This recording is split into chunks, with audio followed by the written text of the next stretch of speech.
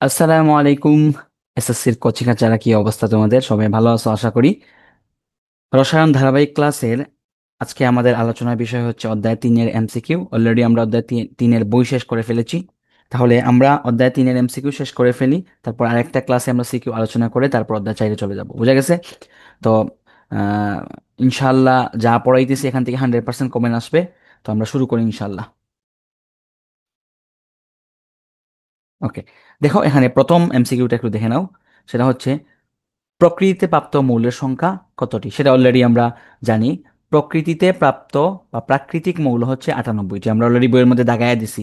বইয়ের মধ্যে আমরা অলরেডি দাগায়া দিছিলাম, এই যে মনে আছে না? এগুলোর মধ্যে 98টা মৌল কিসে পাওয়া যায় রে? প্রকৃতিতে পাওয়া যায়। মনে আছে কিনা তোমাদের? দেখো তো সবাই, এই যে 98টা মৌল সবাই প্রকৃতিতে পাওয়া যায়। বইয়ের মধ্যে দাগানো মৌল দাগায়া দিছি একদম, যা বলতেছি এর বাইরে কোনো প্রশ্ন নেই। মানব শরীরে মোট কতটি ভিন্ন ভিন্ন ধরনের মৌল আছে? 26 ধরনের। সেটাও পড়ানো শেষ, সেটাও বইয়ের মধ্যে পড়াই দিছি। দেখো বইয়ের বাইরে কোনো প্রশ্ন নেই, সেটাও বইয়ে পড়াই দিছি। সেটাও বইয়ে পড়াই দিছি। দেন আসো, অনুপরমাণু। পটাশিয়াম ডাইক্রোমেট এর একটি অণুতে কতটি পরমাণু বিদ্যমান? আচ্ছা আসো, এই যে এই অংশটুকু, এই অংশটুকুর মধ্যে এখানে নিচে কিছু ম্যাথ আছে যেগুলো অধ্যায় 6-এর সাথে সাংঘর্ষিক। অধ্যায় 6 থেকে তারা মানে মিলিয়ে দিয়ে দিছে এখানে। তো আমরা এগুলো আলোচনা করবো না, এগুলো অধ্যায় 6-এ যখন পড়বো অটোমেটিক চলে আসবে। ঠিক আছে? এখন তোমাকে বললেও তুমি বুঝবা না, এই যে মূল সংখ্যার হিসাব নিকাশ। তবে এইটা তুমি পারবা। এইটা, যে পটাশিয়াম ডাইক্রোমেট এর একটি অণুতে কতটি পরমাণু বিদ্যমান। বুঝা গেছে? দেখো তো, পটাশিয়াম ডাইক্রোমেটের আগে কি লেখো তুমি? তার আণবিক সংকেতটা লিখো। আমরা কি জানি পটাশিয়াম ডাইক্রোমেট যে K2Cr2O7। দেখো K2Cr2O7। ঠিক আছে? তাইলে কতটি বলতেছে কি ডাইক্রোমেটের একটি অণুতে, তাইলে এই পটাশিয়ামের আণবিক সংকেত থেকে আমি পাইলাম, এই হচ্ছে তার পটাশিয়াম ডাইক্রোমেটের আণবিক সংকেত K2Cr2O7। K2Cr2O7। তাহলে এর মধ্যে পরমাণু কতটি, মানে সিঙ্গেল সিঙ্গেল কতটি বলছিলাম, কিন্তু পড়াইছিলাম আমি। পরমাণু মানে চিন্তা করবা সিঙ্গেল সিঙ্গেল কতটি। দেখো পটাশিয়াম আছে দুইটা, পটাশিয়াম দুইটা। ক্রোমিয়াম আছে দুইটা। ক্রোমিয়াম কয়টা আছে? দুইটা। আর অক্সিজেন আছে কয়টা রে? 7টা। বুঝা গেছে? তাহলে টোটাল কতটি? 11টি পরমাণু আছে। বুঝা গেছে? 11টি পরমাণু আছে। এটা তো আমি অলরেডি অধ্যায় 3-এ আমরা আলোচনা করেছি পুরোটাই। তো সিরিয়ালি যারা দেখবা এবং ভালোভাবে পড়ে পড়ে শেষ করবা, তারা এগুলো, তাদের জন্য এগুলো ধরা কোনো ব্যাপার না। স্টেপ বাই স্টেপ আমরা দেখা গেছে তোমাদের নলেজ ইনক্রিজ হবে। তোমরা ধীরে ধীরে আরো ভালো ধরতে পারবা। এই যে এখানে যে দুইটা প্রশ্ন আছে, এই দুইটা প্রশ্ন অধ্যায় 6-এর সাথে সাংঘর্ষিক। আমরা অধ্যায় 6 শেষ করলে এগুলো তোমাদের জন্য অনেক সহজ হবে। অধ্যায় 6 আমরা এগুলো এমনিতেই পাবো, so এখানে বুঝাইলো তুমি, আমি এই মুহূর্তে বুঝবা না। তারপর আসো মৌলের প্রতীক থেকে। তো মৌলের প্রতীক থেকে আমি এই ছকটা তোমাদেরকে পড়াইয়া দিয়েছিলাম। দেখো এই ছক থেকেই প্রশ্ন আসবে। ঠিক আছে? ল্যাটিন নামের এই ছক থেকেই প্রশ্ন আসবে। দেখো এখানে আমরা প্রশ্নগুলো দেখি একটু। কোন মৌলের প্রতীক ল্যাটিন ভাষা হতে গৃহীত? দেখো এখানে আমাদের কি আছে? দেখো সোডিয়াম, নেট্রিয়াম থেকে আসছে। এগুলো পড়াইয়া দিছে, সোডিয়াম নেট্রিয়াম থেকে আসছে। তারপরে আসো, অ্যান্টিমনি মৌলের প্রতীক কোনটি? সেটাও আমরা পড়ছি, এসবি স্টিবিয়াম থেকে আসছে। তাই না? এই ছক থেকে সবগুলো নিচের কোনটি অ্যান্টিমনি ল্যাটিন ল্যাটিন নাম, তাই না? তাহলে কি হবে? স্টিবিয়াম থেকে আসছে। টিনের প্রতীক স্টেনাম থেকে আসছে। টিন আসছে স্টেনাম থেকে। বুঝা গেছে? টাংস্টেন, টাংস্টেন আছে উলফ্রেম থেকে। তার মানে এই ছক থেকে প্রশ্ন আসছে। বুঝা গেছে? এই ছক থেকে প্রশ্ন আসে। সবাই এই ছকটা খুব ভালোভাবে পড়ে নিবা। বুঝা গেছে? আমি কিন্তু must to know, 100% important, very very important, টন মুখস্থ লিখে দিছি। মানে যা বলে দিছি এগুলো, এর বাইরে প্রশ্ন, সেখান থেকে প্রশ্ন আসে শেষ। এরপরে আসো সংকেত থেকে। বলতেছে ফসফেনিয়াম ফসফেটের সংকেত কোনটি? আসো, এই সংকেতটা, এই সংকেতটা তুমি এখন তো পড়বা, যেটা হচ্ছে মুখস্থ হয়ে যাবে। বুঝা গেছে? এই যে ফসফোনিয়াম ফসফেট বললো, এই ফসফোনিয়াম ফসফেটের যুজনী থেকে, দেন হচ্ছে যুজনী থেকে ফসফোনিয়ামের যুজনী হচ্ছে +1, হ্যাঁ। ফসফেট হচ্ছে -3। তাহলে ফসফেটের সাথে ফসফোনিয়াম লাগবে 3টা। সেটা আমরা অধ্যায় 5-এ বিস্তারিত আলোচনা করব। অধ্যায় 5-এ বিস্তারিত আলোচনা করবো। এখন যদি বলি এটা মুখস্থ হয়ে যাবে। বুঝা গেছে? তো আমরা বুঝে পড়বো জিনিসটা। এমনি তুমি মুখস্থ করে নিতে পারো যে ফসফোনিয়াম ফসফেটের সংকেত এটা, কিন্তু এটা বোঝা হয় নাই তোমার। ফসফোনিয়াম ফসফেট কিভাবে হইলো, এটা আমরা অধ্যায় 5-এ বিস্তারিত আলোচনা করবো। এখন তাড়াহুড়া করার কোনো প্রয়োজন নাই। বুঝা গেছে? এই জিনিসটা অধ্যায় 5-এর সাথে রিলেটেড। ক্লিয়ার? এটা চলে আসো, ওজন অনুসংকেত। এটা জেনে রাখো, ওজন হচ্ছে O3। ওজন কি রে? O3। এই যে O3 হচ্ছে ওজন, ওজন O3, এটা মাথায় রাখবা অথবা বইয়ের মধ্যে লিখে নাও। ওজনকে আমরা O3 দ্বারা প্রকাশ করি। বুঝা গেছে? O3 হচ্ছে ওজন আর O2 হচ্ছে অক্সিজেন অণু। এরপর আসো, পরমাণুর ভিতরে কণা থেকে প্রশ্ন কি আসে? পরমাণুর ভিতরে দেখো একটা প্রশ্ন, কোন মৌলের ইলেকট্রন প্রোটন ও নিউট্রন সংখ্যা সমান? এখানের মধ্যে কার ইলেকট্রন প্রোটন ও নিউট্রন সংখ্যা সমান? আসো আমরা দেখতেছি, দাঁড়াও।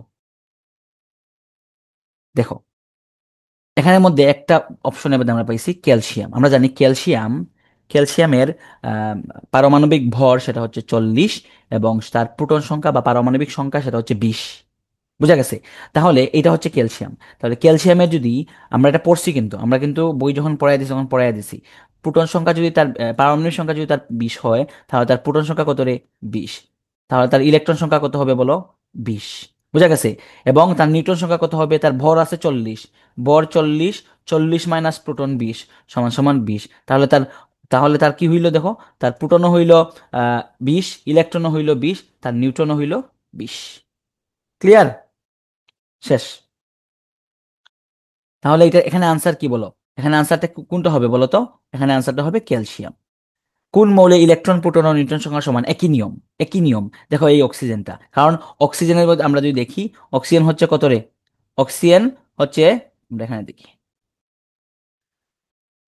অক্সিজেন হচ্ছে ও 16 আর কত রে? 8। 16 আর 8। তাহলে তার, দেখো, তাহলে 8 যেহেতু, তার প্রোটন সংখ্যা কত হবে? 8। তার ইলেকট্রন সংখ্যা কত হবে? 8, তাই না? আর তার নিউট্রন কত হবে? 16 মাইনাস 8 সমান সমান 8। তিনটেই সমান। বুঝা গেছে? তাহলে এটা তুমি পারবা, এই নিয়ম তোমার জন্য সহজ হয়ে গেল। ইলেকট্রনের প্রকৃত আধান, ভেরি ভেরি ইম্পর্টেন্ট। আমরা জানি ইলেকট্রন আধান কত? -1.6 ইন্টু 10⁻⁻19 কুলম্ব। তাহলে প্রোটন আসলে কত হবে? +1.6 ইন্টু 10⁻⁻19 কুলম্ব। ঠিক আছে? মাথায় রাখবে, এটা পারবা। নিউটনের প্রকৃত ভর কত? মনে আসেনি? দেখো, বলছিলাম প্রোটনের ভর কত। প্রোটনের ভর কত বলো? প্রোটনের ভর হচ্ছে 1.673 ইন্টু 10⁻⁻24 গ্রাম। আর নিউটন হচ্ছে 1.675 ইন্টু 10⁻⁻24 গ্রাম। এই যে আমরা ছকটা দেখুন পড়াইছি, দেখুন এই দেখো, এখান থেকে ছক থেকেই প্রশ্ন আসছে। এই যে ছকের মধ্যে দেখো প্রকৃত আধান থেকে প্রশ্ন আসছে ইলেকট্রনের। এই যে ভর আসছে, এই যে নিউটনের ভর 1.675, এটা কুট করে দিছিলাম, দেখো বলছিলাম না এমসিকিউর মধ্যে থাকবে। এই দেখো এমসিকিউর মধ্যে চলে আসছে। নিউটনের প্রকৃত ভর কত? এই দেখো 1.673ও আছে অপশনের মধ্যে, 1.675ও আছে অপশনের মধ্যে। আনসার কি হবে? 1.675। একটি ইলেকট্রনের প্রকৃত ভর কত? ইলেকট্রনের ভর কত? 9.11 ইন্টু 10⁻⁻28 গ্রাম। এটাও কিন্তু ওই যে যা বলে দিছি ভাই, এর বাইরে কিচ্ছু নাই। এই যে 9.11 ইন্টু 10⁻⁻28 গ্রাম, বইয়ের বাইরে কোনো প্রশ্ন নাই তো? নাই। আর হাসলেও দু একটা কনসেপ্ট ভিত্তিক প্রশ্ন আসে, যেটা তুমি পড়ছো বইয়ের মধ্যে, তুমি জানো, জাস্ট তোমার মাথাটাকে একটু খাটাইয়া উত্তরটা দিবা, আর কিচ্ছু না, এক্সট্রা কিচ্ছু না। বুঝা গেছে? এক্সট্রা আহামরি কিচ্ছু না। তারপরে আসো, তাহলে এটা উত্তর আমরা পেয়ে গেলাম, সেটা হচ্ছে এইটা। দেন আসো, আধান শূন্য কণিকা কোনটি? মানে এখানের মধ্যে কার আধান নাই আমরা জানি। আধান শূন্য কণিকা একটাই আছে, কে? নিউট্রন। নিউট্রন। ইলেকট্রন আধান আছে সে ঋণাত্মক, প্রোটনের আধান আছে ধনাত্মক। তাহলে আনসার কি? শুধু মানে এই 3 নাম্বারটা, মানে অপশনের মধ্যে কটা হচ্ছে উত্তর। বুঝা গেছে? এটা জানি আমরা, এগুলা বইয়ের মধ্যে পড়াইয়া দিছি, আমি নিজ হাতে পড়াইয়া দিছি। পারমাণবিক সংখ্যা থেকে চলে আসো। O2 মাইনাসে প্রোটন সংখ্যা কতটি? O2 মাইনাস আছে, এটা একটু আলোচনা করি। বলছে O2 মাইনাসে প্রোটন সংখ্যা কতটি? আমরা আসতেছি, দাঁড়াও, এটা একটু মুছে নেই। দেখো, O2 মাইনাস বা -2, বুঝো।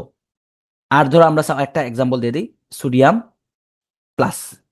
মাইনাস মানে সে গ্রহণ করছে, কি করছে? গ্রহণ করছে। কি গ্রহণ করছে? ইলেকট্রন গ্রহণ করছে। রাসায়নিক বিক্রিয়ায় ইলেকট্রনের আদান প্রদান হয়, প্রোটন বা নিউট্রনের আদান প্রদান হয় না। বুঝাইতে পারলাম কিনা? প্রোটন নিউট্রন এরফের হয়, বা নিউক্লিয়াসের ভাঙন ঘটে কোথায়? নিউক্লিয়ার বিক্রিয়ায়। নিউক্লিয়ার বিক্রিয়া, নিউক্লিয়ার ফিউশন এগুলাতে। তো নর্মাল রাসায়নিক বিক্রিয়ার মধ্যে কি হয় না? প্রোটনের আদান প্রদান হয় না, নিউট্রনের আদান প্রদান হয় না, এগুলা হেরফের হয় না। তাহলে কি হয়? ইলেকট্রনের আদান প্রদান হয়। বুঝো জিনিসটা?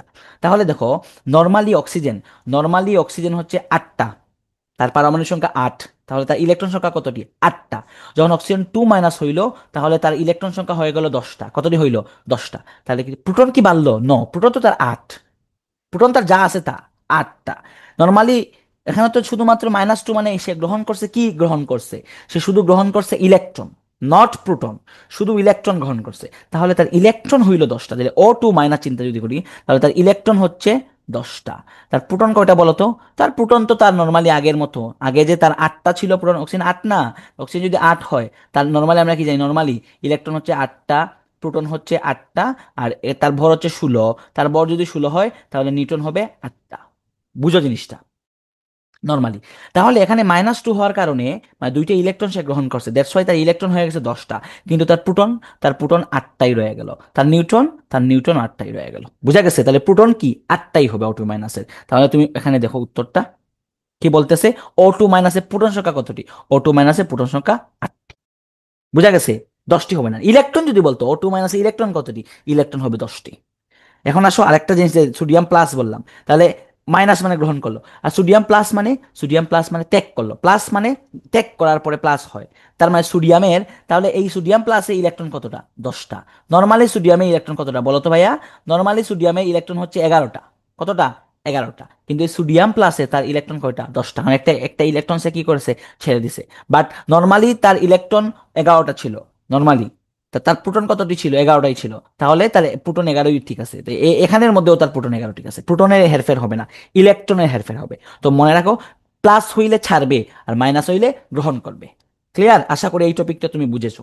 বুঝা গেছে? তাহলে সোডিয়াম প্লাস ইলেকট্রন কতটি? 10টি। O2 মাইনাস ইলেকট্রন কতটি? 10টি। বুঝা গেছে? কারণ 8 ছিল, দুইটা ইলেকট্রন গ্রহণ করে 10 হয়েছে। সোডিয়াম 11 ছিল, একটা ইলেকট্রন ত্যাগ করে 10 হয়েছে। শেষ। শেষ শেষ, একদম সহজ, এগুলো একদম সহজ, বই ভালোভাবে পারলে এগুলা নাথিং, মুখস্থ করতে হয় না, না বুঝে মুখস্থ করতে হয় না। বুঝা গেছে? বুঝে বুঝে তুমি জিনিসগুলো মাথায় রাখতে পারবা ইনশাল্লাহ। এরপরে আসো, একটি মৌলের ডি, একটি মৌল ডি যার প্রোটন সংখ্যা হচ্ছে 17, নিউট্রন সংখ্যা হচ্ছে 18, নিচের নিচের কোনটি দ্বারা মৌলটিকে প্রকাশ করা যায়? বুঝো জিনিসটা। একটা মৌল কি? মৌলটা হচ্ছে ডি, প্রোটন সংখ্যা 17, নিউট্রন সংখ্যা 18। বুঝো, প্রোটন 17 কিন্তু বলতেছে। তাহলে দেখো, আমরা ডি যদি দেই, ডি দিলাম, তাহলে প্রোটন যেহেতু 17 বলতেছে, নিচের দিকে আসবে না ভাইয়া? নিচে আসবে। আমরা পড়াইছি, এক্স দিয়ে এক্সাম্পল দিয়ে পড়াইছিলাম। দেখো তোমার মনে আছে কিনা জিনিসটা, দেখো তোমার জিনিসটা মনে আছে কি না, আমরা পড়াইয়া দিছি এইটাকে, এই যেখানে পড়াইয়া দিছিলাম। বুঝা গেছে? প্রোটন বা পারমাণবিক সংখ্যা বাম দিকে নিচে, আর ভর সংখ্যা বাম দিকে উপরে। আসো তাহলে, প্রোটন সংখ্যা পার বাম দিকে নিচে লিখলাম। এখন আমরা তো উপরে লিখবো ভর সংখ্যা, ভর সংখ্যা। তাহলে ভর সংখ্যা কি? প্রোটন এবং নিউট্রনের যোগফল না? বলো ভাইয়া। তাহলে 17 এবং 18 সমান কত বলো? 17 এবং 18 কত রে? 35, 35। তাহলে এখানে উত্তর কি হবে? এখানে হবে 35। তাহলে এখানে প্রতীকটা কি হবে? 35, আর নিচে হবে 17। এখানের মধ্যে 35 17 এটা হবে না, 35 18 এটা হবে না, হ্যাঁ, 36 18 হবে না, 35 17, এই যে খ নম্বর উত্তর। বুঝা গেছে কিনা বলো? যে উপরে বামে ভর, নিচে বামে প্রোটন, তাহলে প্রোটন 17, নিচে বামে প্রোটন 17 লিখে ফেললাম।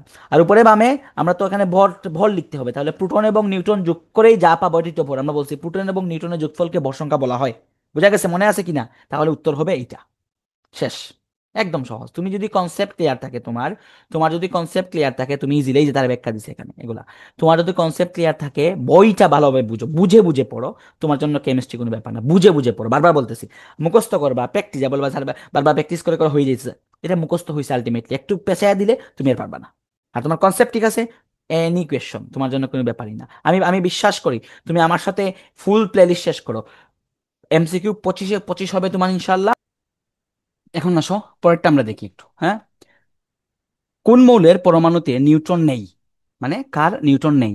আমরা জানি হাইড্রোজেনের পরমাণুতে নিউট্রন, নিউট্রন কিরে নেই। এখন আসো, আমি বলছিলাম যে এই জিনিসটা দেখানোর জন্য, হাইড্রোজেন পরমাণুতে কেন নিউট্রন নেই? আমরা যদি দেখি এখন হাইড্রোজেনের, এই হচ্ছে তার নিউক্লিয়াস, এই হচ্ছে তার কক্ষপথ। হাইড্রোজেনের পারমাণবিক সংখ্যা কত রে? 1, তাই না?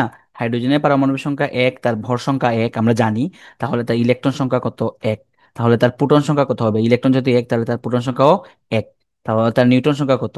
1 মাইনাস 1 সমান সমান 0। এখন চিন্তা করো শুধু, ভাই, যেহেতু এখানে ভর সংখ্যা এখানে আছে 1, তাহলে আমরা এখানে কেন, কেন আমরা এইটাকে নিউটন ধরতেছি না? কেন আমরা এটাকে প্লুটোনই বলতেছি? এটা প্রশ্ন রাখতে পারে না? কেন আমরা এটাকে প্লুটোনই বলতেছি? এখন বুঝো, এখন বাইরের কক্ষপথে কি আছে রে? ইলেকট্রন আছে, নেগেটিভ। তাহলে ভিতরের কক্ষপথে অবশ্যই একটা পজিটিভ থাকা লাগবে। যদি পজিটিভ না থাকে, তাহলে এটা কি মানে নিউট্রাল হবে? তাহলে এটা এটা তো চার্জ নিরপেক্ষ হবে না। আমরা জানি পরমাণু হচ্ছে চার্জ নিরপেক্ষ, পরমাণু চার্জ নিরপেক্ষ, তার আধান কত? 0। তাহলে দেখো, ভিতরে যদি প্রোটন না হয়ে নিউট্রনটা হইতো, নিউট্রনটা হইতো, তাহলে কিন্তু নিউট্রন তো চার্জ নাই, তার মানে বাইরের ইলেকট্রনটা, এটাই হয়ে যেত পরমাণুর চার্জ। মানে এই হাইড্রোজেনটা হয়ে যেত নেগেটিভ চার্জ যুক্ত। বুঝা গেছে? তাহলে একটা আছে, তার মানে অবশ্যই অবশ্যই এটা কি? প্রোটন। আর আমরা তো অলরেডি জানি ইলেকট্রন একটা, মানে পারমাণবিক সংখ্যা 1 মানে তার প্রোটন সংখ্যা 1, মানে তার ইলেকট্রন সংখ্যা 1, আর তার নিউট্রন সংখ্যা হচ্ছে ভর সংখ্যা মাইনাস প্রোটন সংখ্যা সমান সমান হচ্ছে 0, নিউট্রন সংখ্যা 0। তো আমরা জানি এটা, অলরেডি আমরা পড়ছি। তাহলে এখানে পরমাণুতে নিউট্রন নাই, কার? হাইড্রোজেনের নাই। অ্যালুমিনিয়াম 3+ প্রোটন সংখ্যা কতটি? বুঝো, আবার আসছে কথা। অ্যালুমিনিয়াম 3+ বলতেছে প্রোটন সংখ্যা কতটি। অ্যালুমিনিয়াম কত নম্বর মৌল? 13 নম্বর মৌল। তাহলে তার পারমাণবিক সংখ্যা কত? 13। তাহলে তার ইলেকট্রন সংখ্যা কত? 13। তাহলে তার প্রোটন সংখ্যা কত? 13। এখন দেখো, অ্যালুমিনিয়াম 3+ মানে কে চলে গেছে? ইলেকট্রন চলে গেছে। কে চলে গেছে? ইলেকট্রন। তাহলে তার ইলেকট্রন কত হবে? ইলেকট্রন হবে 10। প্রোটন কি চেঞ্জ হবে? প্রোটন চেঞ্জ হবে না। দ্যাটস ওয়াই প্রোটন কত? প্রোটন 13 রয়ে যাবে। বুঝা গেছে? শেষ। 52, 24, এক্স একটা দিছে। এক্স এর প্রতীক কোনটা হবে? 24 নম্বর মৌল। 24 নম্বর মৌল কে ভাই? তো বলো, 24 নম্বর মৌল কে? Chromium, not কবাল্ট। বুঝা গেছে? ক্রোমিয়াম। কবাল্ট কত? কবাল্ট তো 27 নম্বর মৌল। তাহলে বাকি দুইটা উত্তর বুঝাই দিতেছে, বাকি দুইটা উত্তর তাও দেখে নেই। ডি অরবিটাল অর্ধপূর্ণ। ডি অরবিটাল অর্ধপূর্ণ, ইয়েস। ডি অরবিটাল কি পুরোপুরি পূর্ণ হয়? ক্রোমিয়াম 24 যদি লাস্টে ডি অরবিটাল দেখি, সেটা 4s1 হয়, 3d5 হয়। আমরা দেখছি 4s1 হয়, 3d5 হয়। তাহলে অর্ধপূর্ণ মানে কি? অর্ধেক, তাই না? পাঁচটা দিতে মোট থাকে কয়টা? 10টা। আছে কয়টা? পাঁচটা। তাহলে অর্ধপূর্ণ সঠিক। নিউটন সংখ্যা 28। 52 থেকে 24 বাদ দেও, এখানে তুমি পেয়ে যাবে 28, মানে নিউটন সংখ্যা 28। আনসার কি? এইটা আনসার। বোঝা গেছে? ডিউটেরিয়ামের ভর সংখ্যা কত? Very very important. ডিউটেরিয়াম আমরা জানি হাইড্রোজেনের আইসোটোপ তিনটা, প্রোটিয়াম, ডিউটেরিয়াম, ট্রিটিয়াম, তাই না? প্রোটিয়াম, ডিউটেরিয়াম আর হচ্ছে ট্রিটিয়াম। এই যে 1 1, এটাও বইয়ের মধ্যে পড়ে আছে। বইয়ের বাইরে কোনো প্রশ্ন নাই, দেখছো? বইয়ের বাইরে কোনো প্রশ্ন নাই রে ভাই। দেখো, তাহলে এই যে এটা হচ্ছে ডিউটেরিয়াম, তাহলে তার ভর সংখ্যা কত? ভর সংখ্যা হচ্ছে 2। ভর সংখ্যা কত? ভর সংখ্যা হচ্ছে 2। এরপরে আসো অক্সিজেন -2 এটার। এখানে কি চাইতেছে? এই প্রদত্ত আয়নের ক্ষেত্রে মানে এটা কোনটা সঠিক আমি বাছাই করে নিব। প্রথমটা দিকে, আচ্ছা প্রথমটা উত্তর, যেহেতু আমরা বাকিগুলো দিই কেন নয়। নিউটন সংখ্যা 10 বলতেছে। নিউটন সংখ্যা 10 দেখো, 16 থেকে 8 বাদ দিলে নিউটন সংখ্যা কত হবে? 8 হবে। বর তো 16, আর তার পূর্ণ সংখ্যা হচ্ছে 8। 16 - 8 সমান কত? 8। ভর সংখ্যা কত রে? ভর সংখ্যা হবে তার 16। ওই দেখো উপরে 16, তার ভর সংখ্যা কত? ভর সংখ্যা হচ্ছে 16। পূর্ণ সংখ্যা কত? পূরণ যেহেতু 8 নিচে আছে এদিকে, তাহলে পূর্ণ সংখ্যা কত? 8 হবে। বুঝা গেছে? ইলেকট্রন সংখ্যা কত? নর্মালি হইতো 8, যেহেতু দুইটাই দেখো -2, তার মানে দুইটা ইলেকট্রন গ্রহণ করছে, তাহলে ইলেকট্রন হবে 10। ক্লিয়ার? Q R P. উপরে কিউ, উপরে বামে তাহলে ভর, কিউ হচ্ছে ভর, আর নিচে বামে পি, তাহলে এটা হচ্ছে প্রোটন। আর আর প্লাস দিছে এখানে, তাই না? আর প্লাস দিছে। তাহলে এই এইটার বলতেছে এইটার মৌলটির নিউটন সংখ্যা কত? তো নিউটন মানে কি? ভর মাইনাস প্রোটন, তাহলে ভরকে এখানে কিউ, আর প্রোটন প্রোটনকে এখানে পি। তাহলে হচ্ছে কিউ মাইনাস পি থেকে যা পাবো, তাহলে আনসার কি? Q minus P. এটাই হচ্ছে তার নিউটন সংখ্যা। দেখছো, একটা কনসেপ্ট থেকে বারবার বইয়ের কনসেপ্ট, বইয়ের কনসেপ্ট মেইন। যে রসায়ন যারা বই পড়ে না, তোমাদের জন্য কিচ্ছু হবে না ভাই। রসায়নের মেইন হচ্ছে বই, বই হচ্ছে কনসেপ্ট, তোমার নলেজ ওগুলো লাগবে। তারপরে আমরা দেখি পরের এমসিকিউটা দেখি।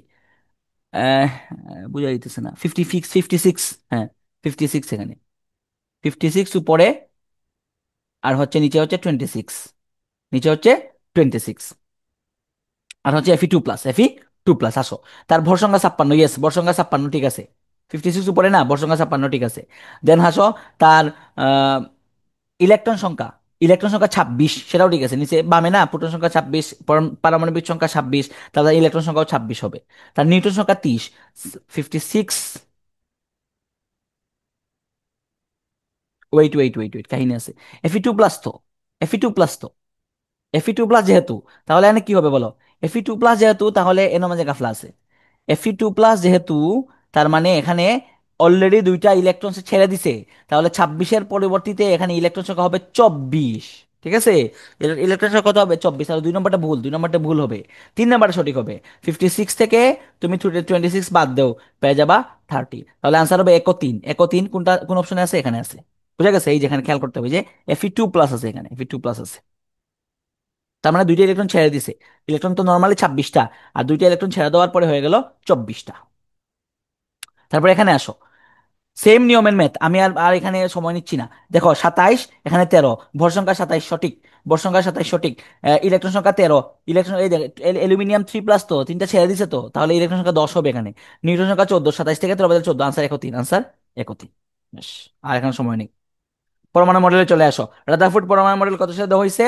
1911 সালে। দেখায় দেওয়া আছে, বইয়ের মধ্যে পড়ায় দেওয়া আছে, আগের ক্লাসগুলো দেখে নাও। যদি এখানে এই ক্লাসে কেউ নতুন হয়ে থাকো বা এই ক্লাসই দেখতেছো আমার, তাহলে আগের ক্লাসগুলো দেখে নাও, সিরিয়াল মেনটেন করে পড়ো। রসায়ন বললাম তো 100-র মধ্যে 100 পাইবা ইনশাল্লাহ, 100-র মধ্যে 100 পাইবা। বুর পরমাণু মডেলে কোনটি পারমাণবিক বর্ণালী ব্যাখ্যা করা যায়? বলছিলাম এক এক ইলেকট্রন বিশিষ্ট, যার একটা ইলেকট্রন আছে। এখানে হাইড্রোজেনের ইলেকট্রন একটা, আনসার এটা শেষ। বুঝা গেছে? লিখে দিছি এক্সট্রা, দেখো লিখে দিছি এক্সট্রা, এক্সট্রা লিখেছি। যা বলবো ভাই এর বাইরে কিচ্ছু নাই, যা বলবো এর বাইরে কিচ্ছু নাই। আমি বলে দিছি মানে কি, প্রশ্ন চলে আসছে। আমার স্টুডেন্টরা আমাকে খুব ভালোভাবে চিনে, স্যার কোনো কিছু বলছে মানে এই প্রশ্ন, এটা কমন। এই যেখানে বলছিলাম হাইড্রোজেন হিলিয়াম প্লাস, লিথিয়াম 2+, বা হিলিয়াম 3+, বলে দিয়েছিলাম বইয়ের মধ্যে লিখে নিতে, এখনো লিখে নাও, সময় আছে, লিখে নাও। বুঝা গেছে? তারপর আসো, নিউক্লিয়াসে কেন্দ্রীভূত থাকে কোনটি? নিউক্লিয়াসের মধ্যে কোনটা থাকে? নিউক্লিয়াস ধনাত্মক চার্জযুক্তের ভাই, এটা পড়ায় দিছি। নিউক্লিয়াস কোন চার্জযুক্ত? ধনাত্মক চার্জযুক্ত, সেটাও বলে দিছি। আচ্ছা ঠিক আছে। তারপরে আসো, তোমাদেরকে যেভাবে পড়ায় দিছি ভাই এইভাবে জাস্ট পড়ে নিবা। দেখো দেখছো আমি যা পড়াইছি এর বাইরে কোনো প্রশ্ন নাই। নিচের কোনটি প্লাঙ্কের দুবক? বলছিলাম আমরা, পড়ায় দিছি, মুখস্থ করে নিতে হবে। 6.626 into 10⁻⁻34 kg metre square per second, বা metre square kg per second, বা জুল সেকেন্ড। এই যে এটা হচ্ছে উত্তর। প্লাঙ্কের দুবকের একক কি? দেখছো একক থেকে চলে আসে, metre square, metre square kg per second, বা kg metre square per second. তাহলে এই যে দেখো metre square kg per second হচ্ছে তার উত্তর। MBR, MBR is equal to NH/2 pi. মনে আছে তো? এই সমীকরণে এম এর মান কত? এম এর মান কি? ইলেকট্রনের ভর রে ভাই, ইলেকট্রনের ভর। ইলেকট্রনের ভর কত? 9.11 ইন্টু 10⁻28 গ্রাম। পড়াই দিয়েছে এটা, এটা পড়ানো বইয়ের মধ্যে যা পড়াইছে এগুলোই উত্তর, বইয়ের মধ্যে যা পড়াইছি এগুলোই উত্তর। পরমাণুতে ইলেকট্রন চলে আসো। বৃত্তাকার কক্ষপথে ঘুরে, সঠিক, কক্ষপথে ইলেকট্রন ঘুরে, আমরা যা পড়ছি। হ্যাঁ, উপবৃত্তাকার কক্ষপথে ঘুরে, ইয়েস, এটার মধ্যে ছিল যে বুর পরমাণু মডেলের লাস্টের দিকে এই অংশটুকু ছিল যে মাঝে মাঝে কি উপবৃত্তাকার কক্ষপথ পাওয়া যায়। এখানে সীমাবদ্ধতার মধ্যে আমরা পড়ছিলাম, মনে আছে কিনা দেখো। দেখো আমরা দেখাইয়া দিচ্ছি, আবার দেখাইয়া দিচ্ছি। বইয়ের বাইরে কোনো প্রশ্ন নাই, বইয়ের বাইরে কোনো প্রশ্ন নাই। এই যে উপবৃত্তাকার কক্ষপথেও ঘুরে, বোঝা গেছে? এই যে এটা সীমাবদ্ধতার মধ্যে, বোঝা গেছে? শুধু বৃত্তাকার না, উপবৃত্তাকার কক্ষপথেও ঘুরে।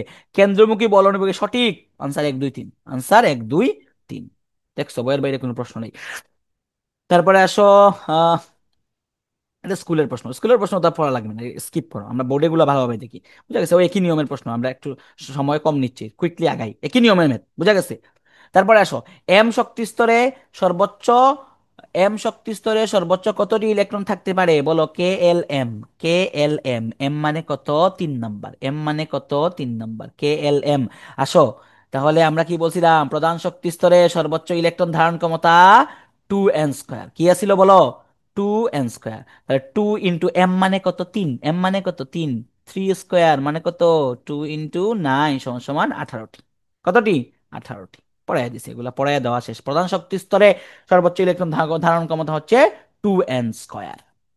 এম মানে কি? KLM, K1, এল মানে 2, এম মানে 3, এন মানে 4।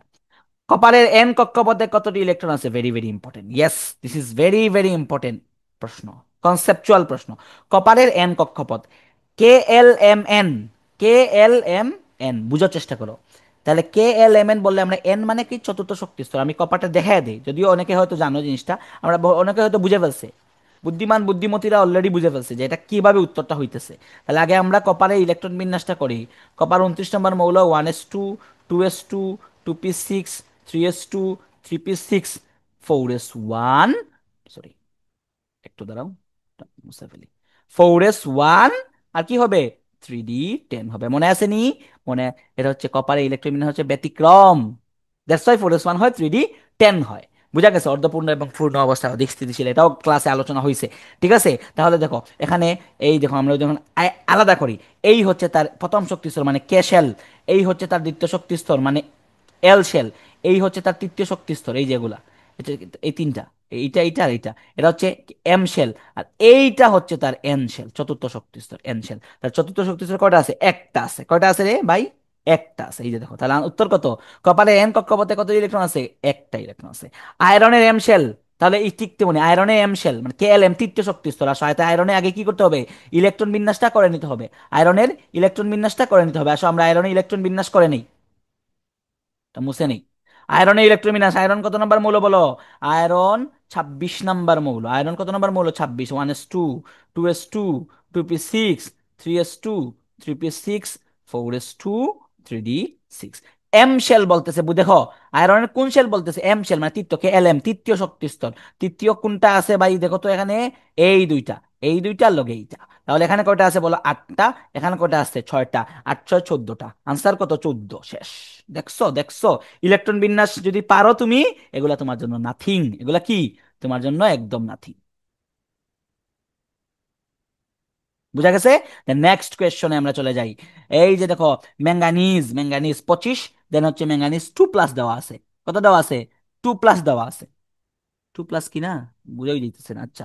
2+, আমরা ধরতেছি 2+, ম্যাঙ্গানিজ 2+। এর এম শেলে কতটি ইলেকট্রন আছে, এর এম শেলে কতটি ইলেকট্রন আছে, আসো আমরা এম শেল দেখি, ম্যাঙ্গানিজ 2+ এর ইলেকট্রন বিন্যাস করি। দেখো, আগে নর্মালি ম্যাঙ্গানিজের ইলেকট্রন বিন্যাস করি। ম্যাঙ্গানিজ কত, 25 নম্বর মৌল, 1s2, 2s2, 2p6, 3s2, 3p6, ঠিক আছে, 4s2, 3d5। ম্যাঙ্গানিজ 2+ মানে দুইটা ইলেকট্রন চলে গেছে। দুইটা ইলেকট্রন কি হয়েছে বলো, এই দুইটা ইলেকট্রন লাস্ট কক্ষপথে দুইটা ইলেকট্রন চলে গেছে। এখন বলতেছে ম্যাঙ্গানিজের কোন শেল, ম্যাঙ্গানিজের কোন শেল বলছে, এম শেল। তাহলে এম শেল গণ, এম শেল গণ রে, এই যে এম শেল, 3 নম্বর শেল। তাইলে এই দুইটা আর সাথে এইটা, তাহলে কত হয়, 8 5 13টা। এখানে দুইটা, এখানে দেখো, এই যে এইটা এইটা মিলে 8টা, এখানে 5টা, 8 5 13টা। আনসার কত, 13। আনসার কত রে, 13। দেখছো, একদম সহজ, একদম সহজ, এগুলো একদম নাথিং নাথিং। আনসার কত, 13। শেষ। এল শক্তি স্তরে বিদ্যমান ইলেকট্রন শক্তির, হ্যাঁ, বিকিরণ ঘটিয়ে কোন শক্তি স্তরে গমন করবে, কে এল। দেখো, বুঝো, এই কি নিউক্লিয়াস, এই চার প্রথম শক্তি স্তর মানে কি, কে, এটা কি তার এল, এটা কি তার এল। তাইলে ইলেকট্রন শক্তির বিকিরণ করবে। শক্তির বিকিরণ মানে কি বলো, বিকিরণ মানে কি, বিকিরণ করলে কখন, কখন বিকিরণ হবে। আমরা বলছিলাম নিম্ন শক্তি স্তর থেকে উচ্চ শক্তি স্তরে গেলে শক্তির শোষণ হয়, আর উচ্চ শক্তি স্তর থেকে নিম্ন শক্তি স্তরে আসলে শক্তির বিকিরণ হয়। তাহলে কে যেহেতু এইটা, এটা যেহেতু, সরি সরি উল্টা বলে বলছি, এটা যেহেতু এল, দ্বিতীয়টা এল না, 2 নম্বরটা হচ্ছে এল, প্রথমটা হচ্ছে কে। তাহলে এটা এখান থেকে এখানে আসবে, মানে এল থেকে কে তে আসবে, কোথায় আসবে, শক্তির বিকিরণ করে নিচে আসবে, নিচে মানে নিচে, তার নিচে কে আছে, কে আছে, তার নিচে কে আছে, সো কে তে আসবে। বুঝা গেছে? বিকিরণ করতেছে মানে উপর থেকে নিচে আসবে। উপর, সে তো 2 নম্বর, 2 নম্বরে আছে মানে এলটা, তাহলে সে যদি বিকিরণ করে তার নিচে আসবে, নিচে তো আর একটাই আছে, কে, কে, তো উত্তর কি, কে তে আসবে। একদম সহজ, এগুলো একদম সহজ, জাস্ট দেখো, বই পড়ছো তুমি, বই বুঝছো, বইয়ের বাইরে কোনো প্রশ্ন নাই, বইয়ের কনসেপ্টের বাইরে কোনো প্রশ্ন নাই। বইয়ের কনসেপ্টই হচ্ছে এখানে মেইন। বুঝা গেছে? বইয়ের কনসেপ্টটাই হচ্ছে এখানে মেইন। এরপরে আসো, এটা কি 19, হ্যাঁ, F, fluorine, fluorine, fluorine minus, হ্যাঁ ফ্লোরিন মাইনাস এই আয়নটি মানে ফ্লোরাইড আয়ন, ফ্লোরাইড আয়নটিতে ইলেকট্রন সংখ্যা কত, দেখো ফ্লোরিন কত নম্বর মৌল, 9 নম্বর মৌল। তাহলে ফ্লোরিনের পারমাণবিক সংখ্যা কত, 9, তার প্রোটন সংখ্যা কত, 9, তাহলে তার ইলেকট্রন সংখ্যা কত, 9। আর একটা মাইনাস, তার মানে গ্রহণ করছে, তাহলে ইলেকট্রন হয়ে যাবে 10টা। শেষ। পটাশিয়াম প্লাস এর বহিস্থ শক্তি স্তরে কতগুলি ইলেকট্রন আছে, পটাশিয়াম আয়নের বহিস্থ শক্তি স্তরে কতগুলি ইলেকট্রন আছে। বহিস্থ শক্তি স্তর মানে কি, বাইরের শক্তি স্তর। দেখি তো আমরা, তার বাইরের শক্তি স্তরটা কি। দেখো দেখো, একদম সহজ কনসেপ্ট, সবগুলো হচ্ছে কনসেপ্ট। আসো, পটাশিয়াম, পটাশিয়াম কত নম্বর মৌল, 19 নম্বর মৌল। পটাশিয়াম প্লাস বলছে, প্লাস একটা পরে আসতেছি। 19 নম্বর, 1s2, 2s2, 2p6, 3s2, 3p6, 4s1, 4s1, 19টা হয়ে গেছে। প্লাস মানে 4s থেকে একটা ইলেকট্রন চলে গেছে, 4s থেকে একটা ইলেকট্রন চলে গেছে। তাহলে বহিষ্ঠ শক্তিস্তর বলতে এখানে কে আছে, 3 আছে। বহিষ্ঠ শক্তিস্তর যেই কক্ষপথে ইলেকট্রন থাকবে না, ওই কক্ষপথকে আমরা চিন্তা করবো না, এটা ওয়াশ আউট হয়ে যাবে। বুঝা গেছে?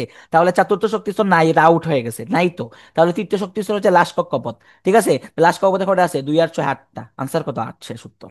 আনসার কত, আর দেখছো, এটা হলো ফানি বাত, একদম একদম সহজ তো, একদম সহজ।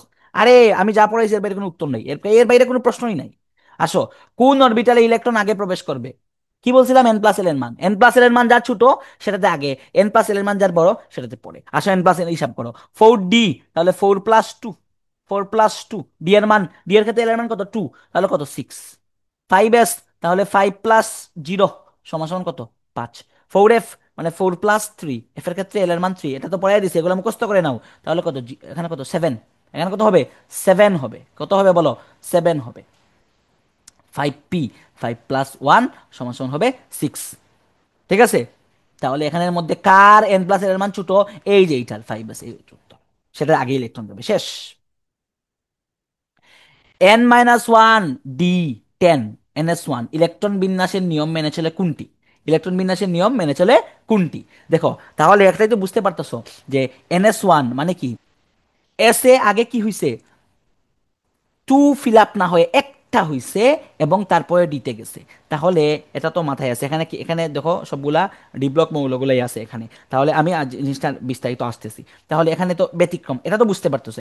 আমরা ধরলাম এটা 4s1 এবং কি ধরলাম 3D, আমরা আসতেছি একটু পরে আসতে, কারণ কি এখানে 3s1 আর 2D হবে না, কারণ একটা এন যদি আমরা 4 ধরি তাহলে এটা হবে 3 n-1 না, এন যদি আমরা 5 ধরি এটা হবে কত, 4। আচ্ছা, এটার পরে আসছে 5 তো হবে না এখানে, এখানে যেহেতু ডিবো ব্লকের নর্মাল গুলো দেওয়া আছে, এই যে জিঙ্ক, তাহলে ইলেকট্রন বিন্যাসের ব্যতিক্রম এতটুকু তো ক্লিয়ার। তাহলে আয়রন ইলেকট্রন বিন্যাসের ব্যতিক্রম নয়, এটা কাটা, জিঙ্ক ব্যতিক্রম, এটাও কাটা দেবো। তাহলে এই দুইটা পাইলাম, কপার আর ক্রোমিয়াম পাইলাম, দুইটা ব্যতিক্রমের মধ্যে পড়ে, ব্যতিক্রমের মধ্যে পড়ে। এখন দেখো ক্রোমিয়ামের কি আসছিল বলতো, 4s1 ছিল, 3d5 ছিল, আর কপার ছিল 4s1 3d কত রে 10। তাহলে এখানে এটা কোনটা কোনটা শর্ত মানতেছে, কপারের শর্তটা মানতেছে। দেখো আমি যদি তোমাকে এখানে একটু দেখায় দেই, n-1 d10 আর কি 4s1, সরি ns1, ns1। তাহলে এখানে দেখো, এখানে যে অপশন গুলো দেওয়া আছে এর মধ্যে তো তুমি এটাকে যদি 4s ধরো, 4s1 ধরো, এটা কি হবে, 3d10 হবে না, মানে n থেকে আমি এক বাদ দিছি, বুঝা গেছে তো, এটাই হচ্ছে আমার মেন কনসেপ্ট। ওকে, তাহলে এটা পারবা আশা করি। তারপরে আসো, n = 3 হলে কোন অরবিটালটি অসম্ভব, n = 3 হলে কোন অরবিটালটি অসম্ভব। ঠিক আছে, তাহলে আমরা কি বলছিলাম, মানে অরবিটাল জিনিসটা, অরবিটাল বলতেছে উপশক্তি স্তর হবে মেনলি কি SPDF, প্রধান শক্তি স্তরের মান যত উপশক্তি স্তর ততটি। ঠিক আছে, তারা অরবিটাল বলতে এখানে উপশক্তি স্তর বুঝাইতেছে, মানে SPDF কে বুঝাইতেছে। ঠিক আছে, অনেক সময় উপশক্তি স্তরটাকেই অরবিটাল বলা হয়, বুঝা গেছে, কিন্তু মেইনলি হচ্ছে উপশক্তি স্তরকে আমরা অরবিটালে ভাগ করতেছি, মানে ডি আর D X Y Y Z Z এরকম আছে আর কি, যাই হোক। আচ্ছা আসি আমরা, তাহলে n = 3 হলে অরবিটালটি কোনটা অসম্ভব, আমরা বলছিলাম প্রধান শক্তি স্তরের মান যত উপশক্তি স্তর ততটা, প্রধান শক্তি স্তরের মান যত উপশক্তি স্তর ততটা। তাহলে প্রধান শক্তি স্তরের মান এখানে 3, দ্যাটস ওয়াই উপশক্তি স্তর হবে SPD পর্যন্ত, তিনটা SPD, তিনটা সিরিয়ালি SPD, এফ হবে, এফ হবে না। তাহলে এখানে কি হবে না, দেখো আমার এই কনসেপ্ট থেকে, একটা কনসেপ্ট থেকে উত্তর চলে আসতেছে, তাহলে এখানে 3Fটা হবে না। আর আমার বের করা লাগবে না, মানে কোয়ান্টাম সংখ্যা দিয়ে আর বের করতে হবে না, বুঝা গেছে, কোয়ান্টাম সংখ্যা দিয়ে আর বের করতে হবে না, এখান থেকে আমার চলে আসতেছে।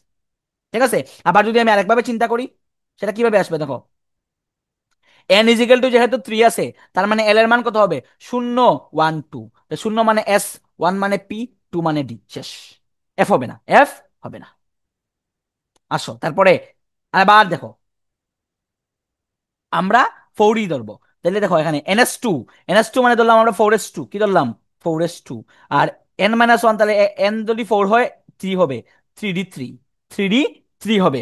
বুঝা গেছে যে n = 4 দিয়া দিছে অলরেডি, তারা n = 4 প্রশ্নের মধ্যে দিয়া দিছে। তাহলে এখন দেখো এরপরের প্রশ্ন, মানে এইটা দেখো উত্তর দেখো কি হবে, তাহলে 3d3 হইতেছে, 3d3 তার মানে 4s2, 4s2 পর্যন্ত আমরা জানি 20, 4s2 পর্যন্ত 20 না, 3d6 হয়ে গেলে, 3p6 হয়ে গেলে 18 হয়ে যায়, তারপরে 4s2 20, 20-এর পরে আর 3d-তে তিনটা আছে, মানে কি স্ক্যান্ডিয়াম, টাইটানিয়াম, ভ্যানাডিয়াম। উত্তর কি হবে, ভ্যানাডিয়াম। দেখছো এই কনসেপ্টটা করতে আসবে পর্যায় সারণী থেকে, পর্যায় সারণী সম্পর্কে তোমার যত ভালো ধারণা থাকবে তুমি তো ঠিক তত ভালো এগুলা পারবা। ভ্যানাডিয়াম, ভ্যানাডিয়াম মৌলটির এন শেলে কত, ভ্যানাডিয়াম চিনতে হবে, scandium, titanium, vanadium, scandium, titanium, vanadium. Vanadium মানে কি 23 নাম্বার মৌল, 23 নাম্বার মৌলের ইলেকট্রোবিন্যাসটা আমরা করি একটু দেখো। 23 নাম্বার মৌল যদি আমরা ইলেকট্রন বিন্যাস করি, ভ্যানাডিয়াম 23 নাম্বার মৌল, তাহলে কি হবে 1s2, 2s2, 2p6, 3s2, 3p6, দেখো 4s2 এখান পর্যন্ত 20টা হয়ে গেছে। ঠিক আছে, দেন 3d3 হবে। তাহলে কোন শেল বলতেছে, কোন শেল বলতেছে দেখো, কোন শেল, মানে এন শেল মানে চতুর্থ শক্তি স্তর, এন শেল মানে কোন শক্তি স্তর, চতুর্থ শক্তি স্তর। তাহলে এখানে আমাদের চতুর্থ শক্তি স্তর এইটা, এইটাতে ইলেকট্রন আছে দুইটা, এটাতে ইলেকট্রন আছে দুইটা আছে, উত্তর কত, 2, উত্তর কত, দেখছো একদম সহজ, একদম সহজ। ভ্যানাডিয়ামের এম শক্তি স্তরে কয়টি মূল ইলেকট্রন আছে, সেম জিনিস, এম দেখো ইলেকট্রন অলরেডি করা আছে, এম মানে তৃতীয় শক্তি স্তর, তৃতীয় শক্তি স্তরে কয়টা আছে, এই যে 2 আর 6 8টা, 8 আর 3 কতটি, 11টি, উত্তর কত, 11, উত্তর কত, 11। বুঝা গেছে। Fe3+ আয়নের এম শেলে কত ইলেকট্রন আছে, Fe3+ আয়রনের ইলেকট্রন বিন্যাস করো, আয়রনের ইলেকট্রন বিন্যাস করো, এফি আগে 26 করো, 1s2, 2s2, 2p6, 3s2, 3p6, ঠিক আছে, দেন হচ্ছে 3p6 কত, 4s2, 3d6, Fe3+, তার মানে তিনটে ইলেকট্রন চলে গেছে, লাস্ট কক্ষপথ থেকে দুইটা যাবে আর এখান থেকে আরেকটা যাবে। তাহলে এখানে 3d5 থাকবে লাস্টে, কি থাকবে বাকি, 3d5 থাকবে লাস্টে, 3d5 থাকবে লাস্টে। তাহলে বলতেছে কোন শেল, Fe3+ এর কোন শেল বলতেছে, দেখো Fe3+ এর বলতেছে এম শেল। Fe3+ এর যদি এম শেল হয় তার মানে তৃতীয় শক্তি স্তর। তৃতীয় শক্তি স্তর এই দুইটা আর লগে এইটা। তাহলে দেখো আটটা, 8 5 13টা, আনসার কত, 13। আনসার কত, 13, 13। বুঝা গেছে, শেষ। নিম্নের কোন মৌলটির ইলেকট্রন বিন্যাস 2n² সূত্রকে সমর্থন করে না? 2n² সূত্রকে সমর্থন করে না কোনটা, দেখো প্রথম 18 পর্যন্ত 2n² মানতেছে। দেখো পটাশিয়াম মানে না। পটাশিয়াম মানে না কেন, কারণ দেখো লাস্টে কি হয়, পটাশিয়ামটা কি হয়, 3D। আমরা যদি পটাশিয়াম একটু দেখাই দিই তোমাদেরকে, তাও তোমাদের সুবিধার জন্য। পটাশিয়াম কত, 19 নম্বর মৌল। তাহলে দেখো 1s2, 2s, 2s2, 2p6, 3s2, হ্যাঁ 3p6, এতটুকু পর্যন্ত গেল। দেন দেন কি 3p3d তে যায়, যায় না কিন্তু, যায় না। আমরা জানি 3d তে মোট ইলেকট্রন কতই থাকে বলো, 3d তে মোট ইলেকট্রন থাকে হচ্ছে ওই থ্রিতে, তৃতীয় শক্তি স্তরে মোট ইলেকট্রন থাকে 18টি। 18টি ফিল আপ না করে 8টা ফিল আপ করে সে চলে যায়, ঠাস করে কোথায় চলে যায়, ফোরেসে চলে যায়। তাহলে এখানে কি আমার 2n² সূত্রকে সমর্থন করলো, করলো না কিন্তু আফবাও নীতিকে সমর্থন করলো। দেখছো এখানে উত্তর হবে কি, পটাশিয়াম উত্তর হবে। n = 3, l = 2 হলে কোনটি সম্ভব, n এর মান 3 মানে 3, আর l = 2 মানে d, 2, l এর ক্ষেত্রে 2 হলে মান কত, d, তা উত্তর কি হবে, 3d, উত্তর হবে 3d, শেষ উত্তর। কোন অরবিটালটিতে n = 4 এবং l = 2 হবে, কোন অরবিটালটিতে n = 4, l = 2 মানে d, 4d। বুঝা গেছে, ফোর, এর জন্য 4 লিখলাম, আর এল এর মান 2 হলে ডি, 4d, উত্তর 4d, শেষ। কোন অরবিটালের শক্তি অপেক্ষাকৃত কম, তার মানে n+ এর মান হিসাব করবা, n+ এর মান হিসাব করে, এখানে আমি সময় নিচ্ছি না, এর আগে একটা নিয়ম দেখাই দিছি, আমি সামনে আগাইতেছি। n+ এর মান হিসাব করে যার কম হবে সেটা উত্তর। বুঝা গেছে, শক্তি কম মানে কি, n+ এর মান কম। দেন হচ্ছে ক্রোমিয়ামের এম শেল, ক্রোমিয়ামের এম শেল একই জিনিস, ক্রোমিয়ামের ইলেকট্রন বিন্যাস করবা। ক্রোমিয়ামের ইলেকট্রন যেখানে দেওয়া আছে, আমি আর করতেছি না, সময় নিচ্ছি না, এই যেখানে মধ্যে দেওয়া আছে দেখো, ক্রোমিয়ামের ইলেকট্রন বিন্যাস, এম শেল মানে তৃতীয় শক্তি স্তর, এম শেল মানে কি, তৃতীয় শক্তি স্তর। এখানে দেখো তৃতীয় শক্তি স্তরে কয়টা আছে, ক্রোমিয়ামের ইলেকট্রন বিন্যাসে তৃতীয় শক্তি স্তরে আছে 8 5 13টা, 13টা, কারণ ক্রোমিয়াম ব্যতিক্রম, ব্যতিক্রমটা করবা কিন্তু 4s1 দেন 3d লিখবে, একটু আগে মনে হয় আমরা দেখাইছিলাম জিনিসটা, শেষ। আসো এই ইলেকট্রন বিন্যাস থেকে দেখা যায়, এই ইলেকট্রন বিন্যাস দেখা যায় কোথায়, এখানে কয়টা আছে দেখো, 2 2 4 4 6, কত এখানে 10, 10 2 12, 12 আর 4 16টা, 16টা, 16টা আছে, ঠিক আছে। তাহলে 16টা, এই ইলেকট্রন বিন্যাস কোথায় দেখা যায়, না 16 না, ভুল বললাম, 16 না, এই যে 4 না, এটা 6, 3p6 হবে, এটা 6 হবে, 18টা, ঠিক আছে, এখানে মোট 18টা। সালফার কত, 16, -2 মানে দুইটা গ্রহণ করছে, 18 তার হবে। বুঝা গেছে, Fe2+, Fe তো 26, 26 থেকে 24 হবে, এটা হবে না। স্ক্যান্ডিয়াম 3+, স্ক্যান্ডিয়াম কত, 21, তিনটা চলে গেলে 18, 1 আর 3, উত্তর 1 আর 3, উত্তর 1 আর 3, শেষ। ইলেকট্রন বিন্যাসের ক্ষেত্রে কোনটি সঠিক, ইলেকট্রন বিন্যাসের ক্ষেত্রে কোনটি সঠিক মানে কি, এই যেখানে দিছে ইলেকট্রন বিন্যাস মানে কি, এই যে n+l এর মান হিসাব করবা, n+n এর মান হিসাব করে কে বড় কে ছোট দেখাইবা, এখানে বুঝাইবার মতো কিছু নাই, এগুলো পড়ানো শেষ। হাইড্রোজেন আইসোটোপ কয়টা, হাইড্রোজেন আইসোটোপ কয়টা, হাইড্রোজেন আইসোটোপ এখানে অপশনের মধ্যে 7টাও আছে, তোমার বয়স যেহেতু 7টা দেওয়া আছে, উত্তরটা 7টা দিয়ে দিবা। আর প্রকৃতিতে যদি বলে, প্রকৃতিতে হাইড্রোজেন আইসোটোপ কয়টা, উত্তর কত, 3টা। বুঝা গেছে, আমি বলছিলাম অপশন বই উত্তর, অপশন বই উত্তর দিবা। আর তুমি সবসময় চিন্তায় রাখবা, যেহেতু 7টা যদি অপশন না থাকতো উত্তর 3 হইতো। আর তুমি সবসময় মাথায় রাখবা হাইড্রোজেন আইসোটোপ 3টা, প্রকৃতিতে পাওয়া যায় 3টা, প্রোটিয়াম, ডিউটেরিয়াম এবং ট্রিটিয়াম। হাইড্রোজেন মৌলের সর্বশেষ আইসোটোপটি নিউটন সংখ্যা কত, সর্বশেষ আইসোটোপ আছে বিদ্যমান প্রাকৃতিকভাবে কে, 3টা, প্রোটিয়াম, ডিউটেরিয়াম, ট্রিটিয়াম, তার সর্বশেষ কে, ট্রিটিয়াম। তাহলে 3 - 1 সমান সমান 2, নিউটন সংখ্যা কতটি, 2টা। হাইড্রোজেন কয়টি আইসোটোপ ল্যাবরেটরিতে প্রস্তুত করা হয়, 4টা আইসোটোপ ল্যাবরেটরিতে প্রস্তুত করা হয়, 4টা আইসোটোপ ল্যাবে, 3টা প্রাকৃতিক, মোট 7টার মধ্যে 3টা প্রাকৃতিক, 4টা ল্যাবের মধ্যে প্রস্তুত করা হয়। বুঝতে পারলাম কিনা, বুঝতে পারলাম কিনা, বুঝাইতে পারছি। কোন মৌলের আইসোটোপ, কি বলতেছে এটা, আচ্ছা, দিয়ে দিছে সংকেত, বুঝাইতেছে না রে, 29 হবে, ঠিক আছে, 29 নিচে বুঝাই দিছে, এই যে 29, 29 65, ঠিক আছে। তাহলে এটা কোন মৌলের আইসোটোপ, তাহলে 29, যেহেতু 29 কে রে, প্রোটন সংখ্যা 29 কার, বামে নিচে বামে তো প্রোটন 29, 29 কার, কপার, আনসার কপার, কপারে এটা। দেখছো সহজ, পড়ার বাইরে কিচ্ছু আছে বলো? পড়ার বাইরে কিচ্ছু নেই। ক্লাসগুলো মনোযোগ সহকারে করবা, প্রত্যেকটা চ্যাপ্টার বলতেছি। অধ্যায় 3, অধ্যায় 4, অধ্যায় 5, অধ্যায় 6, অধ্যায় 7, অধ্যায় 11, এসএসসি 26 তোমাদের জন্য এই চ্যাপ্টার গুলো 6টা চ্যাপ্টার। দেন 26-এর গুলো শেষ করার পরে আমরা বাকি চ্যাপ্টার গুলো দিয়ে দিব, তাহলে একাধারে 27-এর জন্য কাজে লাগবে। এটা সেম প্লেলিস্ট, সেম পড়া, সেম সবকিছু, ডিফারেন্ট কিছু নাই, ডিফারেন্ট কোনো কিছু নাই, বুঝা গেছে? সবকিছু সেম সেম। 27 তোমরাও ক্লাসটা দেখে নাও, 26 তোমরাও ক্লাসটা দেখে নাও, একই জিনিস, একই পড়া, কোনো ডিফারেন্ট কিচ্ছু নাই। তারপরে আসো, এটা দেখি আমরা, ABC তিনটা দিছে। এখানে প্রশ্ন দেখো, সি মৌলের কয়টি আইসোটোপ আছে? সি কে দেখো আগে, সি কে 1s2 মানে দুইটা। তারপরে হচ্ছে 2s2 চার, 2p(x1) 2py1। তাহলে এখানে কত হইলো? 6টা মোট ইলেকট্রন। ইলেকট্রন মোট কয়টা? 6টা। 6 কে কার্বন, 6 কে কার্বন। কার্বনের আইসোটোপ মাথায় রাখবা, কার্বনের আইসোটোপ হচ্ছে তিনটা। কার্বনের আইসোটোপ হচ্ছে তিনটা। কতটা আইসোটোপ? তিনটা। 12, 13, 14। এখানে ব্যাখ্যা কি দিছে? হ্যাঁ দিছে। এই যে দেখো, লিখে নাও, বইয়ের মধ্যে লিখে নাও। কার্বনের আইসোটোপ তিনটা, 12, 13, 14। 12, 13, 14। কার্বনের আইসোটোপ তিনটা, 12, 13, 14। কার্বনের আইসোটোপ তিনটা, 12, 13, 14। লিখে মুখস্থ লিখে নাও, বইয়ের মধ্যে লিখে নাও। আইসোটোপ টপিকের মধ্যে বইয়ের মধ্যে অংশটুকু লিখে নাও, বইয়ের মধ্যে অংশটুকু লিখে নাও। বলো, ক্লোরিনের আইসোটোপ কয়টা? দুইটা। Chlorine 35, chlorine 37। কপারের আইসোটোপ কয়টা? দুইটা। Copper 63, copper 65। বোঝা গেছে? আর কার্বনের আইসোটোপ কয়টা? তিনটা। 12, 13, 14। তারপরে হচ্ছে আহ অক্সিজেন আইসোটোপ কয়টা? তিনটা। এইভাবে তুমি এগুলো একটু কষ্ট করে মুখস্থ রেখে দিবা, বুঝা গেছে? এগুলো একটু কষ্ট করে মুখস্থ করে দিবা। এই যেখানে আইসোটোপের টপিকের মধ্যে এখানে কার্বন আইসোটোপ কয়টা, এই জিনিসটা লিখে নাও। শেষ। ওকে, সি মৌলটি। তারপরে কি বলছে বলতে বলতেছে দেখি অপশন গুলা। সি মৌলটি বি এর সাথে নিরপেক্ষ অম্লীয় দুই ধরনের অক্সাইড গঠন করে। আসো তাহলে বি আর কে আর এ কে, এটা দেখি আগে আমরা। এগুলো অন্য চ্যাপ্টারের সাথে মিলে কনসেপচুয়াল প্রশ্ন আসছে। তাহলে অধ্যায় 5, হ্যাঁ, অম্লীয়, এগুলা অধ্যায় 9 এর একটা কনসেপ্ট আছে, ক্ষারীয়। এই কনসেপচুয়াল প্রশ্ন আসছে। তাহলে তাও আমরা একটু দেখে নিব জিনিসটা। ঠিক আছে, এ দেখি। একে 1s2 দুইটা। দেন হচ্ছে এখানে 8টা, 10টা, 11টা, তাহলে সোডিয়াম 1s2। দেন হচ্ছে 2s2, তাহলে 4টা। দেন হচ্ছে 2px2। এখানে কয়টা? 1, 2, 3, 4, 4টা। 8টা, তাহলে অক্সিজেন। সে হচ্ছে অক্সিজেন। ঠিক আছে, স্পষ্ট বোঝা যাইতেছে না? বুঝা গেছে তো, গাইড থেকে তুলছি তো, জিনিসটা তো বোঝা যাইতেছে না। টাইপ করা আসলে সময় নাই রে, হ্যাঁ, টাইপ করতাম, টাইপ করার মতো আসলে সময় নেই যে টাইপ করে তোমাদেরকে স্লাইড আকারে দিব, এই সময়টুকু নাই, ব্যস্ততার শেষ নাই। আচ্ছা, এখন আসো।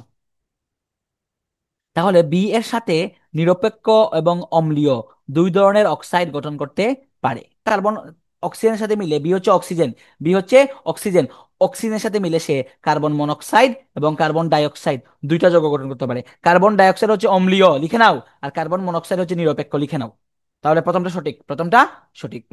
এ এর সাথে সমযোজী বন্ধন গঠন করে। এর সাথে ভুল, এর সাথে সমযোজী বন্ধন গঠন করবে না। এ কি? সোডিয়াম। এ কি? সোডিয়াম। সোডিয়াম হচ্ছে ধাতু। সোডিয়াম কি? ধাতু। কার্বন কি? অধাতু। ধাতু ও ধাতু কখনো কি হয় না? সমযোজী বন্ধন হয় না। ধাতু ও ধাতু আয়নিক বন্ধন হয়। সেটা ভুল। খ নম্বরটা 2 নম্বরটা ভুল হবে।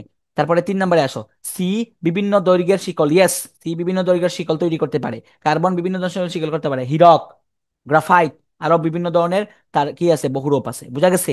তাইলে শিকল তৈরি করতে পারে। তারপরে হচ্ছে এটা তো গেল। দেন হচ্ছে কার্বন বিভিন্ন শিকল তৈরি করে, সময় যে জৈব যৌগ আছে অনেকগুলা জৈব যৌগ তৈরি করে। আমরা পরম জৈব যৌগের মধ্যে গেলে পড়বো, পড়বো অধ্যায় 11 গেলে বিস্তারিত পড়বো, অনেক অনেক শিকল তৈরি করতে পারে। আনসার কি? 1 ও 3। আনসার কি হবে? 1 ও 3 হবে। অ্যালুমিনিয়ামের আপেক্ষিক ভর কত? চলে আসছে আপেক্ষিক পারমাণবিক ভর। বলছিলাম পর্যায় সারণীর মধ্যে যে ভরগুলো আমরা পর্যায় সারণীর মধ্যে যে ভরগুলো আমরা দেখি সেগুলো হচ্ছে আপেক্ষিক পারমাণবিক ভর। পর্যায় সারণীর মধ্যে যে ভরগুলো দেখি এগুলো হচ্ছে আপেক্ষিক পারমাণবিক ভর। অ্যালুমিনিয়ামের আপেক্ষিক পারমাণবিক ভর কত? 27। শেষ। ঠিক আছে। 4টি ম্যাগনেসিয়াম পরমাণুর ভর কত? আসবে অধ্যায় 6 আমরা পড়বো এগুলা, এগুলো অধ্যায় 6 এর কনসেপ্ট। এখানে 6.023 ইন্টু 10⁻23টি মূল সংখ্যার কনসেপ্ট, আমরা এখন এগুলো পড়ি নাই। সো আমরা এখানে অধ্যায় 6 বিস্তারিত আসবো। ওকে, এটা আমরা নেক্সটে, এটা এখন বুঝাইলে তুমি জাস্ট এমনিতেই বুঝাইবে ফাও। কিন্তু 6 পড়ার পরে জিনিসটা বুঝলে এমনি তোমার কাছে নাথিং মনে হবে। তাহলে এই কনসেপ্ট গুলো আমরা আপাতত স্কিপ করতেছি। ঠিক আছে, এটাতে আসো, এটা লাগবে। ক্যালসিয়াম ফসফেট যৌগের আপেক্ষিক আণবিক ভর কত? তার মানে কি, আণবিক আণবিক বর্ণ নির্ণয় করো। আপেক্ষিক মানে ওই যে আমার পড়াশোনার মধ্যে যেগুলো আছে ওগুলা। ক্যালসিয়াম ফসফেট, এই দেখো, এই যে ক্যালসিয়াম ফসফেট, এই ক্যালসিয়াম ফসফেটটা কিভাবে হবে? হ্যাঁ, ক্যালসিয়াম ফসফেটের যৌগ গঠন, এই যৌগ গঠন শিখবা তুমি অধ্যায় 5-এ। কোথায় শিখবা? অধ্যায় 5-এ। বুঝা গেছে? অধ্যায় 5-এ তুমি যৌগ গঠন শিখবা। তবে আপাতত যৌগ গঠন আমি এখন শিখাইতেছি না, আমাদের যৌগ গঠন শেখানো কনসেপ্ট না। অধ্যায় 5-এ এমনিতেই জিনিসটা আসবে। তবে আমি তোমাকে ক্যালসিয়াম ফসফেটটা একটু দেখাই দিই। ক্যালসিয়াম ফসফেট হচ্ছে Ca3PO4 2। অনেকে আছে দেখছি যে মুখস্থ করে, মানে যৌগগুলার সংকেতগুলো মুখস্থ করে। আরে ভাই, যৌগগুলোর সংকেত মুখস্থ করা লাগে না। নাম আসছে মানে যৌগ চলে আসবে, কিভাবে আসবে সেটা আলোচনা হবে অধ্যায় 5-এ বিস্তারিত ইনশাআল্লাহ। নাথিং, এগুলো বললাম না, এগুলো নাথিং, কোনো মুখস্থ টুখস্থ লাগবে না। এগুলো একদম সহজ। ক্যালসিয়াম আছে কয়টা? তাহলে আণবিক ভর বের করার কি সিস্টেম ছিল? ক্যালসিয়াম আছে কয়টা বলো? বক, দাঁড়াও আমি এটাকে মুছে নেই, তাহলে আমরা এখানে দেখতেছি বড় করে। আণবিক ভর কিভাবে বের করবো আমরা? আণবিক ভর তো পারো, সবাই পারো, আমরা দেখাই দিছি না গতদিন ক্লাসের মধ্যে। তাহলে ক্যালসিয়াম, ক্যালসিয়াম ফসফেট, ঠিক আছে? এই যে ফসফেট এখানে হচ্ছে -3, এজন্য দুইটা মিলে হচ্ছে -6। হ্যাঁ, ক্যালসিয়াম হচ্ছে +2, তিনটা মিলে হচ্ছে +6। এদিকে +6 এদিকে -6, একটা যৌগের মোট জনসংখ্যা 0। এগুলো এখন বুঝবা না, কিন্তু এগুলো আসবে। এখন আসো, ক্যালসিয়াম তিনটা আছে, ক্যালসিয়ামের উপর 40, 40 × 3 প্লাস, এখানে ফসফেট, এই দেখো, ফসফরাস কত? ফসফরাস হচ্ছে 31, আর চারটা অক্সিজেনে 4 × 16 = 64। এটা আছে কয়টা? দুইটা আছে, দুই দিয়ে গুণ দিয়ে দাও। বুঝা গেছে? এভাবে এভাবে গুণ করে নিবা। তাহলে মোট কত আসবে? মোট আসবে 310। তোমরা ক্যালকুলেটিং করে দেখে নিবা, 310 আসবে। কপার কপার সালফেটের আপেক্ষিক আণবিক ভর কত? এটা দেখাই দিছি বইয়ের মধ্যে। আপেক্ষিক আণবিক ভর কত আসবে বলো? কপার সালফেটের আপেক্ষিক আণবিক ভর কত আসবে? ঠিক তেমনি, কপার কত? 63.5, ঠিক আছে? সালফার কত? সালফার হচ্ছে 32, 4 × 16 = 64। তাহলে 63.5 যোগ 32 যোগ 64, যা আসবে এর উত্তর। বুঝা গেছে? এটা হচ্ছে আণবিক ভর। আণবিক ভর মানে পুরো অণুর ভর। আর পারমাণবিক মানে একটা সিঙ্গেল ভর, একটা সিঙ্গেল পারমাণুর ভর। আসলে আমাদের আপেক্ষিক আণবিক ভরের একটা কনসেপ্ট থেকে উত্তর। একটি মৌলের একটি পরমাণুর প্রকৃত ভর এত হলে এর আপেক্ষিক পারমাণবিক ভর কত? তাহলে আমরা কি বলছিলাম? প্রকৃত ভরকে ভাগ দিব কি দিয়ে, মনে আছে? 1.66 ইন্টু 10⁻⁻24 দিয়ে, মনে আছে? 1.66 ইন্টু 10⁻⁻24 দিয়ে ভাগ দেওয়ার পরে যে মানটা আসবে, এটা আসবে তার আপেক্ষিক পারমাণবিক ভর। ওই ভর থেকে চিনবো তো একটি মৌলের প্রকৃত ভর এটা, মানে দেওয়া আছে এই মানটা। এখান থেকে তাকে যদি আমি 1.66 ইন্টু 10⁻⁻24 দিয়ে ভাগ দিই, মান পাইলাম 19।